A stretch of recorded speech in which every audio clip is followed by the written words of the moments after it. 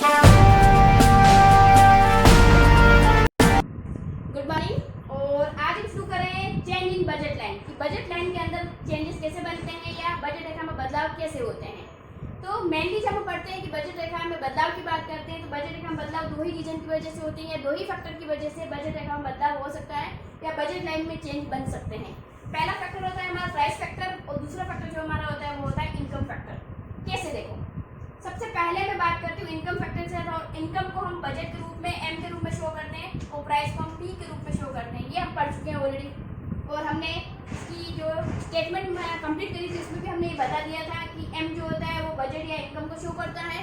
एक कंज्यूमर की इनकम जो भी होती है उसका इनकम का बजट जो होता है उसको हम एम के रूप में शो करेंगे और दोनों कमोडिटी या प्राइस या जितनी भी कमोडिटी आपको दे रखी होगी उसकी प्राइस जो होगी उसको हम पी के रूप में शो करेंगे। अगर प्रोडक्ट 1 है तो P1 हो जाएगा, प्रोडक्ट 2 है तो 2, कमोडिटी 3 है तो 3 हो जाएगी, कमोडिटी 4 है अगर तो P4 हो जाएगा। इस तरह से हम इसको क्या करेंगे, डिफाइन कर लेंगे। अब हम बात करते हैं कि बजट रेखा में बदलाव के बारे में बात कर रहे हैं तो मैंने अभी कहा है आपको कि बजट रेखा में बदलाव जो होता है वो इन दोनों फैक्टर की वजह से होता है। एक तो कंज्यूमर की इनकम की वजह से और दूसरा प्राइस की वजह से। लेकिन हमें ये ध्यान देना है कि जब भी हम बदलाव के बारे में पढ़ें तो या चेंजेस के बारे में पढ़ें तो हमें किसी एक में ही चेंजेस करना है क्योंकि दोनों एक साथ चेंज नहीं हो सकते हैं। इट मीन्स अगर मैं कहूँ कि अगर कस्टमर की इनकम चेंज हो रही है तो उसके साथ उसकी प्राइस चेंज नहीं होगी, कमोडिटी की प्राइस या प्रोडक्ट की प्राइस चेंज नहीं होगी, ये कांस्टेंट रहेगी। तो हम जिसके भी बारे में बात करेंगे, अगर इनकम की बात करेंगे तो चेंजेस इनकम में आएगा और प्राइस जो रहेगी वो कांस्टेंट रहेगी। और अगर हम प्राइस में चेंज की बात करेंगे तो कंज्यूमर की जो इनकम है वो क्या रहेगी, आपकी कांस्टेंट रहेगी। इट मीन्स जिसके बारे में बात कर रहे हैं वो वेरिएबल है और बाकी अदर जितने भी फैक्टर हैं आपके वो सारे क्या रहेंगे, कांस्टेंट रहेंगे। चलते हैं, पहले हम इनकम के साथ बात कर लेते हैं कि कंज्यूमर की इनकम में अगर कोई चेंज होता है या उसमें कोई किसी तरह का कोई बदलाव आता है या किसी व्यक्ति की इनकम या आय अगर बदलती है तो उसके साथ बजट सेट में बदलाव किस तरह से बनते हैं। पहले मैं आपको ओरली थोड़ा सा उसको एक्सप्लेन कर दूं, फिर चलते हैं अपने डायग्राम और स्टेटमेंट के साथ। अगर मैं आपको कहूं कि किसी पर्सन की इनकम मान लेते हैं कि पर मंथ 400 रुपीज है, लेकिन अगले ही मंथ उसने बहुत अच्छा वर्क किया, उसकी वजह से उसकी इनकम जो थी वो इंक्रीज हो गई और इनकम इंक्रीज होने के साथ उसकी सैलरी जो हो गई पर मंथ 800 रुपीज हो गई। तो सीधी सीधी बात है कि जब इनकम बढ़ेगी तो उसके द्वारा जो कमोडिटी मार्केट में अवेलेबल है उसकी क्वांटिटी भी बढ़ा दी जाएगी, मतलब उसकी डिमांड भी क्या कर दी जाएगी, बढ़ा दी जाएगी। इट मीन्स बजट लाइन में शिफ्ट हो जाएगा और ये शिफ्ट जो होगा वो पैरेलल शिफ्ट होगा। वापस सुन लीजिए कि अगर बजट रेखा में बदलाव के बारे में पढ़ रहे हैं हम तो उसको अगर हम आय के साथ पढ़ रहे हैं कि किसी उपभोक्ता की आय में अगर बदलाव हुआ या किसी उपभोक्ता की आय में अगर वृद्धि हुई तो बजट रेखा में किस तरह का परिवर्तन होगा। तो यदि किसी उपभोक्ता की आय में परिवर्तन होता है और उसकी आय बढ़ जाती है या इंक्रीज हो जाती है तो ऐसी कंडीशन में बजट रेखा में शिफ्ट बनेंगे और ये शिफ्ट जो होगा वो समानांतर शिफ्ट होगा या पैरेलल शिफ्ट होगा। कैसे, देखिए आप,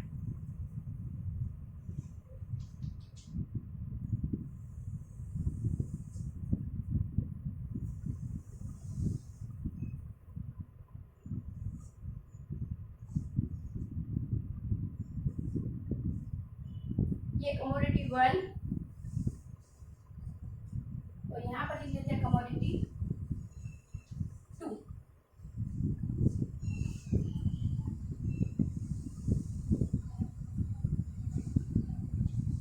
M upon P2 M upon P1। Commodity 1 है दैट मीन्स की क्वांटिटी जो होगी M अपॉन P1 होगी और यहाँ पर कमोडिटी 2 है OY एक्सिस के ऊपर दैट मीन्स की क्वांटिटी जो होगी M अपॉन P2 होगी। अब हम बात कर रहे हैं कि इनकम में अगर कोई चेंज आए तो, और इनकम में मैं चेंज में बात कर रही हूँ कि इनकम इंक्रीज हो रही है, अभी डिक्रीज की बात नहीं कर रहे हैं क्योंकि चेंज दोनों तरह से हो सकते हैं, इनकम बढ़ भी सकती है और इनकम घट भी सकती है। इनकम या आय बढ़ भी सकती है और आय घट भी सकती है। अगर आय बढ़ेगी तो इनकम इंक्रीज हो जाएगी और अगर इनकम आय घटेगी तो इनकम क्या हो जाएगी, डिक्रीज हो जाएगी। अभी हम बात कर रहे हैं इनकम इंक्रीज होने की।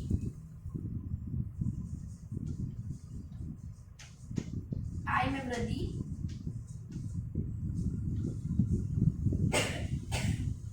Income increase.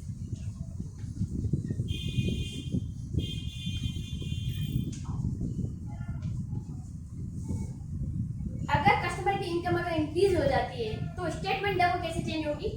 हमारी जो बेसिक स्टेटमेंट है वो है P1x1 plus P2x2 is equal to M। ये हमारी बेसिक स्टेटमेंट है, P1x1 plus P2x2 is equal to M। और अभी हमने कहा है कि हमारी इनकम में क्या हो रहा है, इंक्रीज हो रहा है। इट मीन्स हमारा बजट जो है वो बढ़ रहा है। बजट को हम शो करते हैं M से। तो चेंज किस में हो रहा है, हमारी इनकम में, हमारे बजट के अंदर चेंज हो रहा है। इट मीन्स जो चेंज हम शो करेंगे वो डैश लगा के शो करेंगे। तो हमारा चेंजेस शो हो जाएगा यहाँ पर P1x1 plus P2x2 is equal to M और उसके ऊपर लग जाएगा डैश। ये तो हो गई हमारी स्टेटमेंट में किस तरह से चेंज बनेगा। अब हम डायग्राम के साथ चलते हैं।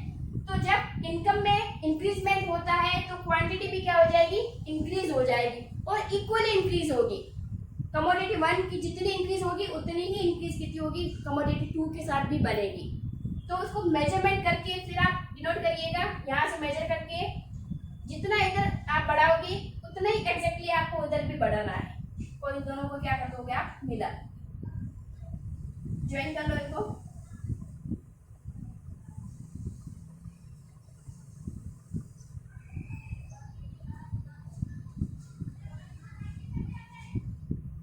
यहाँ इस लाइन के ऊपर आप स्टेटमेंट पहली वाली फर्स्ट वाली डालेंगे, P1x1 plus P2x2 is equal to M। और जैसे ही ये पैरेलल शिफ्ट हुई तो उसके बाद अपनी स्टेटमेंट चेंज होगी, रिटर्न करेंगे हम। राइट हम जो करेंगे वो लिखेंगे P1x1 P2x2 is equal to M dash. और यहाँ लिखोगे पैरेलल शिफ्ट।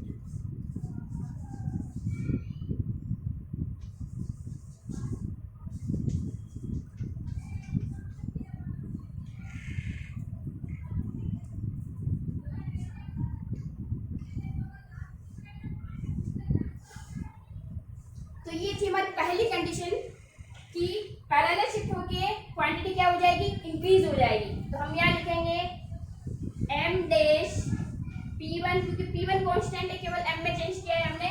तो यहाँ लिखेंगे M डैश P2। तो यहाँ कमोडिटी 1, कमोडिटी 2, और यहाँ लिखोगे बजट लाइन में बदलाव या बजट रेखा में बदलाव I की वजह से या I में वृद्धि की वजह से। ठीक है,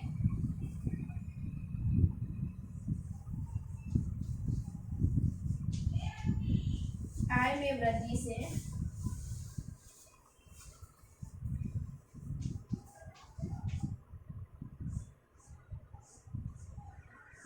बजट रेखा में बदलाव।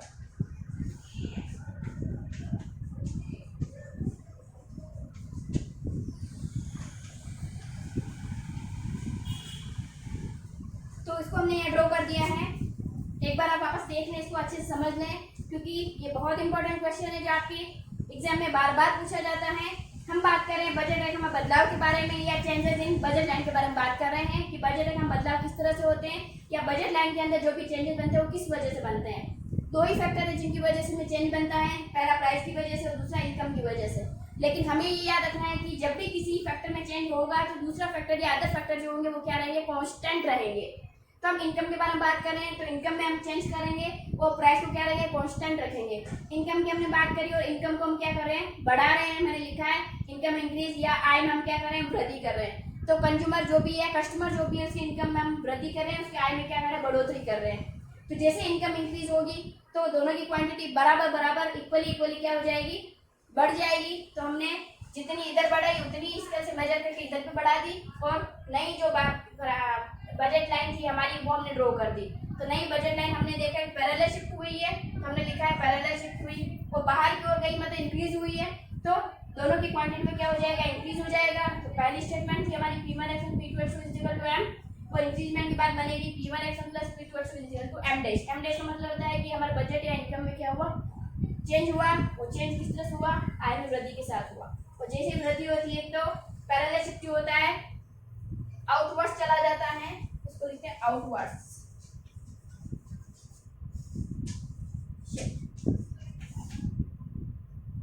तो बाहर की ओर शिफ्ट बन जाएंगे और शिफ्ट कैसे बनेंगे, पैरेलल बनेंगे। और स्टेटमेंट भी चेंज हो जाएगी हमारी, और स्टेटमेंट चेंज होकर हो जाएगी P1x1 plus P2x2 is equal to M और चेंज होकर बन जाएगी P1x1 plus P2x2 is equal to M dash. तो ये था हमारा इनकम में इंक्रीज के साथ या आय में वृद्धि के साथ डायग्राम कैसा बनेगा या बजट रेखा में बदलाव किस तरह का बनेगा। तो बजट रेखा में बदलाव जो होगा बाहर की ओर होगा और पैरेलल या समानांतर रूप से शिफ्ट बनेगा। तो मैंने लिखा है पैरेलल शिफ्ट होगा और आउटवर्ड शिफ्ट होगा या बाहर की ओर इंक्रीज में वृद्धि हो जाएगी और दोनों कुछ जो होगी दोनों कुछ की क्वांटिटी में क्या हो जाएगा, वृद्धि हो जाएगी और उसमें वृद्धि के साथ बदलाव हो जाएंगे। तो ये था हमारा पहला डायग्राम इसका। एक बार आप इसको चेक कर लीजिए और उसके बाद अगर आप उतारना चाहें या इसको राइट डाउन करना चाहें तो प्लीज राइट डाउन कर लीजिए या इसका स्क्रीनशॉट कर लीजिए आप।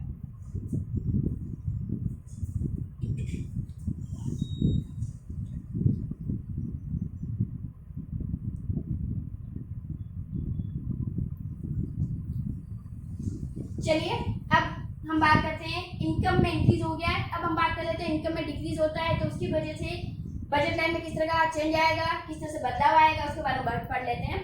तो अब हम सेकंड स्टार्ट करते हैं। सेकंड जो है हमारा वो है इनकम में डिक्रीज।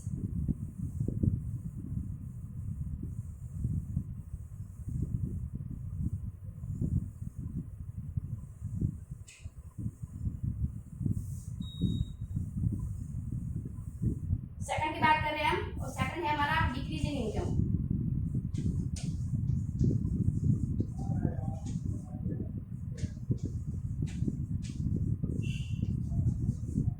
आय में कमी।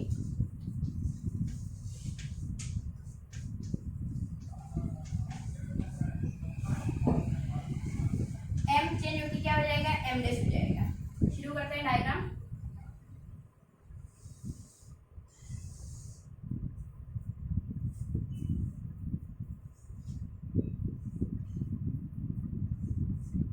ये आपकी कमोडिटी 1, ये आपकी कमोडिटी 2, बजट लाइन बना लेते हैं। ये क्वांटिटी m अपॉन P1 और ये हमारी क्वांटिटी m अपॉन P2। अब आय में जब कमी होती है, एक कस्टमर की इनकम अगर कमी होती है तो हम ये जनरल फैक्ट है और ये हम भी जानते हैं कि अगर हमारी इनकम कम होगी तो हम डिमांड भी क्या करेंगे, कम करेंगे। और अगर डिमांड कम हुई तो वस्तुओं की मात्रा भी क्या आएगी, हमारे पास कम आएगी। इट मीन्स दोनों ही जो क्वांटिटी है, पहली कमोडिटी की क्वांटिटी और दूसरी कमोडिटी की क्वांटिटी जो है वो क्या हो जाएगी, कम हो जाएगी और इक्वली कम करनी है। क्योंकि शिफ्ट तो बनेंगे, इनवर्स बनेंगे, अंदर की ओर बनेंगे, लेकिन पैरेलल ही बनेंगे। तो अब हमें क्या करना है कि अगर इनकम में अगर इंक्रीजमेंट ना होकर डिक्रीजमेंट होता है तो ऐसी कंडीशन में जितनी क्वांटिटी पहली कमोडिटी कम होगी उतनी क्वांटिटी हम दूसरी कमोडिटी भी कम कर देंगे और एक लाइन बना के इसको ज्वाइन कर लेंगे और यहाँ लिख लेंगे m dash upon P2, m dash upon P1। Arrow लगा देंगे अंदर की साइड और बाहर की साइड में इक्वेशन आएगी P1x1 plus P2x2 is equal to m, but अंदर शिफ्ट हो रहा है तो अंदर इक्वेशन बनेगी P1x1 plus P2x2 is equal to m dash और डायग्राम के नीचे लिखेंगे डिक्रीज इन इनकम। कि आपने ये डायग्राम बनाया वो किसकी वजह से बना है, इनकम में डिक्रीजमेंट होने की वजह से या आय में कमी होने की वजह से। तो जैसे ही आय में कमी होगी दोनों गुड्स की क्वांटिटी भी क्या हो जाएगी, कम हो जाएगी, उनकी मांग कम कर दी जाएगी और जैसे इनकी मांग कम हुई तो इनमें शिफ्ट तो बनेगा लेकिन इनवर्स बनेगा। तो हम इनवर्स शिफ्ट लिखते हैं, parallel inverse shift, parallel inverse shift होगा इसके अंदर और इक्वेशन जो बनेगी वो बनेगी P1x1 plus P2x2 is equal to m और चेंज होकर बन जाएगी P1x1 plus P2x2 is equal to m dash. ये था हमारा पहले फैक्टर के साथ इनकम के साथ कि अगर इनकम में इंक्रीजमेंट होता है या डिक्रीजमेंट होता है तो उसकी वजह से आपकी बजट लाइन में किस तरह का क्या क्या चेंजेस बनता है और किस तरह की स्टेटमेंट बनती है, डायग्राम कैसा होता है, किस तरह का शिफ्ट बनेगा और इनवर्स बनेगा या आउटवर्स बनेगा और आपकी इक्वेशन में किस तरह से चेंज बनेगा। तो ये हमने आपको यहाँ पर आज शो कर दिया है। तो अगर आप इसको एक बार उतारना चाहें या राइट डाउन करना चाहें या स्क्रीनशॉट लेना चाहें तो आप 2 मिनट मैं आपको टाइम दे रही हूँ, आप थोड़ा सा इसका स्क्रीनशॉट ले लें।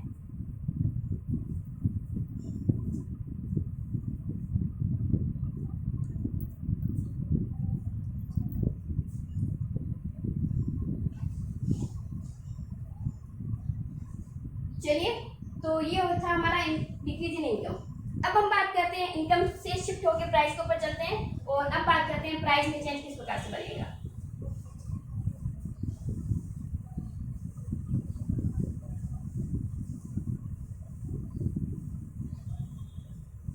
आई नो थोड़ी सी लेंथी लग रही होगी आपकी क्लास, बट ये सेगमेंट बहुत इंपॉर्टेंट है, इसलिए मुझे कंटिन्यू करना पड़ रहा है। चलते हैं प्राइस के साथ। अब जब हम प्राइस में अगर किसी तरह को चेंज करेंगे, इट मींस हमारी इनकम क्या रहेगी, कांस्टेंट रहेगी। तो हमें इनकम को रखना है कांस्टेंट, मतलब इनकम स्थिर रहेगी, सिर्फ प्राइस में चेंज करना है। अब प्राइस में भी हमें ये ध्यान रखना है कि दोनों कमोडिटी को एक साथ या दोनों कमोडिटी प्राइस को एक साथ चेंज नहीं कर सकते हैं। इट मींस अगर हम कमोडिटी 1 के प्राइस की बात कर रहे हैं तो कमोडिटी 2 जो है और इनकम जो है दोनों ही क्या रहेगी, कांस्टेंट रहेगी हमारी।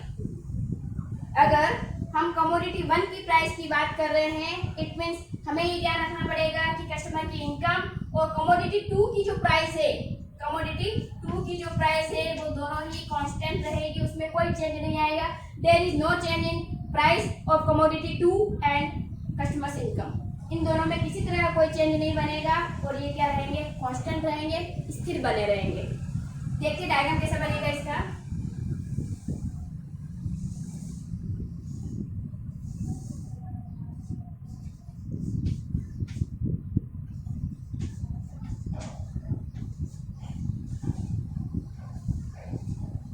अब मैं बात कर रही हूँ कमोडिटी 1 के साथ, चेंज बनेगा यहाँ, क्योंकि ये है हमारी कमोडिटी 1, यहाँ हमने शो कर रखी है यहाँ पर, और कमोडिटी 2 जो है वो वाई एक्सिस पे डाल रखी है हमने। तो हम कमोडिटी 2 की प्राइस की बात नहीं कर रहे हैं, हम बात करते हैं वस्तु ए की कीमत में परिवर्तन आए तो। लेकिन परिवर्तन में भी हमारे पास दो कंडीशन है, या तो हम इसको इंक्रीज कर दे, या तो बढ़ा दे कीमत को, या फिर हम कीमत को क्या करते हैं, घटा दे। या तो इंक्रीज किया जा सकता है या फिर क्या किया जा सकता है, डिक्रीज किया जा सकता है। तो हम पहले बात करते हैं कि अगर मैं प्रोडक्ट 1 या प्राइस कमोडिटी 1 जो है या वस्तु ए जो है इसकी कीमत को बढ़ा दूं तो क्या होगा। तो यदि मैं वस्तु ए या कमोडिटी 1 की प्राइस को बढ़ा दूं या वस्तु ए की कीमत को बढ़ा दिया जाए तो उसके द्वारा मांगी जाने वाली मात्रा क्या हो जाएगी, कम हो जाएगी। इट मींस इसकी क्वांटिटी जो है वो डिक्रीज हो जाएगी।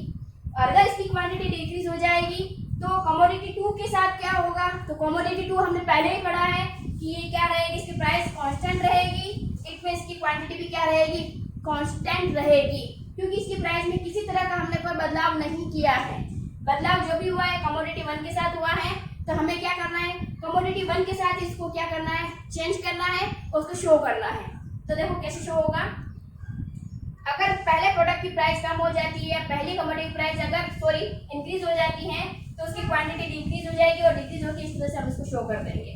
तो हमने इतनी जो क्वांटिटी थी वो क्या कर दी, डिक्रीज कर दी। और जैसे डिक्रीज करी तो अब हम यहाँ शिफ्ट हो जाएंगे और यहाँ पर हो जाएगा m/P1 के साथ डैश लग जाएगा। डैश लगाते ही ये पता चल जाएगा कि पहले प्रोडक्ट की प्राइस में क्या हुआ, चेंज हुआ, और चेंज होने की वजह से इंक्रीज हुई प्राइस के अंदर, इंक्रीज होने की वजह से क्वांटिटी जो है हमारी क्या हो गई, डिक्रीज हो गई। और डिक्रीज होकर क्या बन गई, m/P1 डैश। और कमोडिटी 2 की क्वांटिटी यही बनी रहेगी, इसमें कोई चेंज नहीं होगा, देयर इज नो चेंज, तो ये यही बनी रहेगी। और आपको यहाँ पर एरो शिफ्ट करना है एक, और इनवर्स लिखना है, इनवर्स।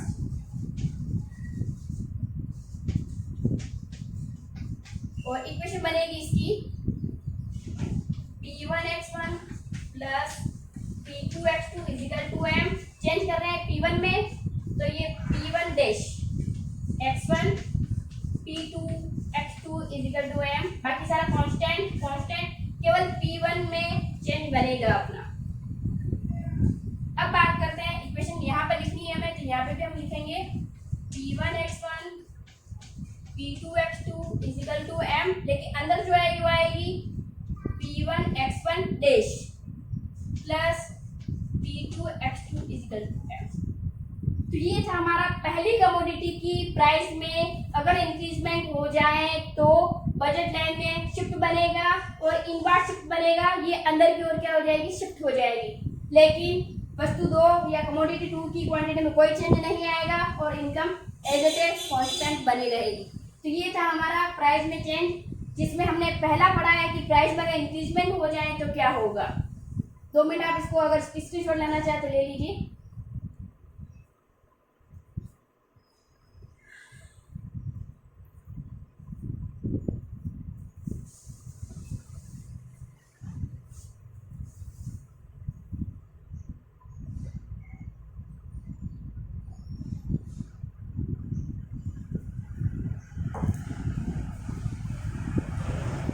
अब बात करते हैं हम पहली कमोडिटी के साथ ही चलते हैं, लेकिन अब हम प्राइस को इंक्रीज नहीं करते हैं। अब हम प्राइस को क्या करेंगे, डिक्रीज करेंगे।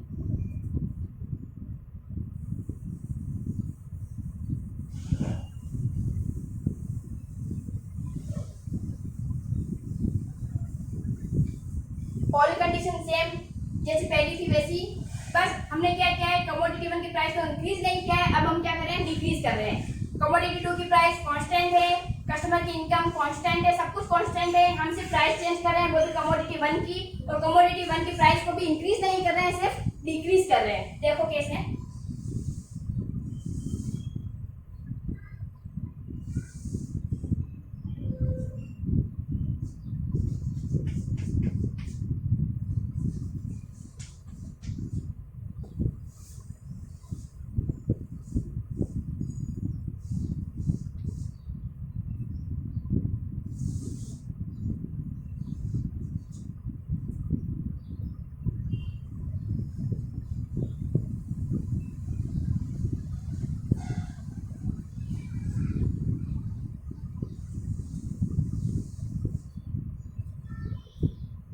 आप स्ट्रेट सीधा लीजिएगा, थोड़ा सा ड्रॉ नहीं हो पा रहा है प्रॉपर।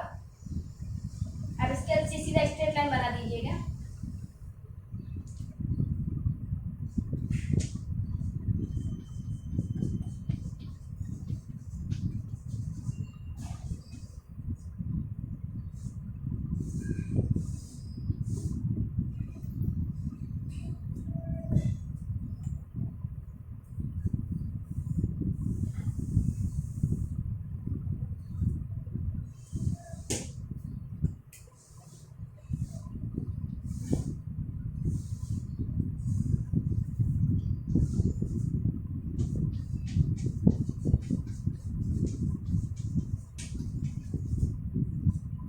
स्टेटमेंट लिख लीजिए आप।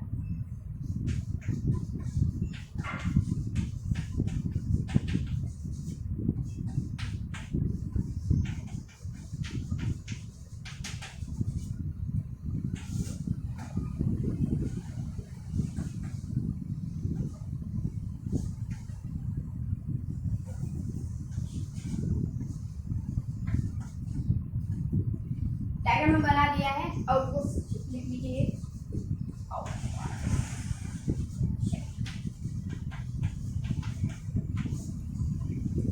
डायग्राम हम बना दिया है, कमोडिटी 1 के साथ ही है हमारा, और ये हमारा कमोडिटी 2।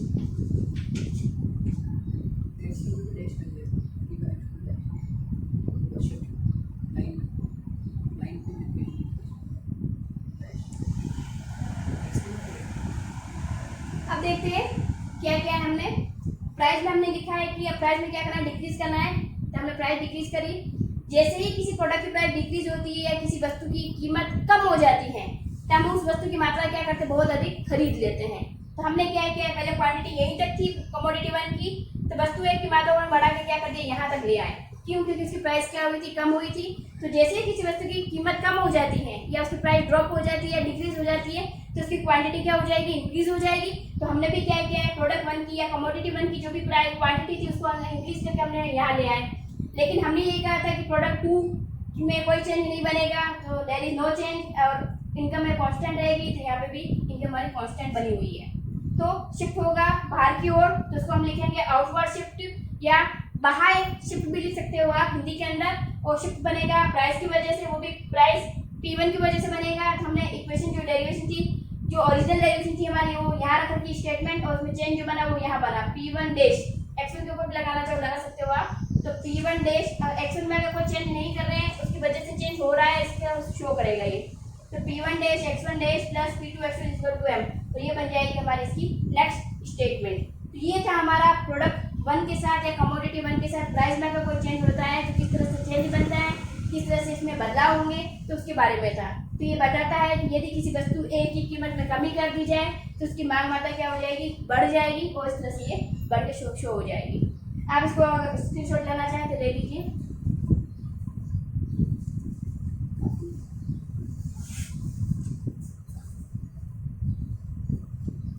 अब हम बात करेंगे कमोडिटी 2 के साथ और उसकी प्राइस के साथ, तो हम ये नेक्स्ट सेशन में पढ़ेंगे। आज के लिए इतना ही। हमारे साथ बने रहिए। इकोजेट को सब्सक्राइब करिए, लाइक करिए, शेयर करिए और आपकी कोई भी क्वेरी अगर है तो प्लीज हमें कमेंट बॉक्स में जरूर लिखकर भेजें। तब तक के लिए गुड बाय।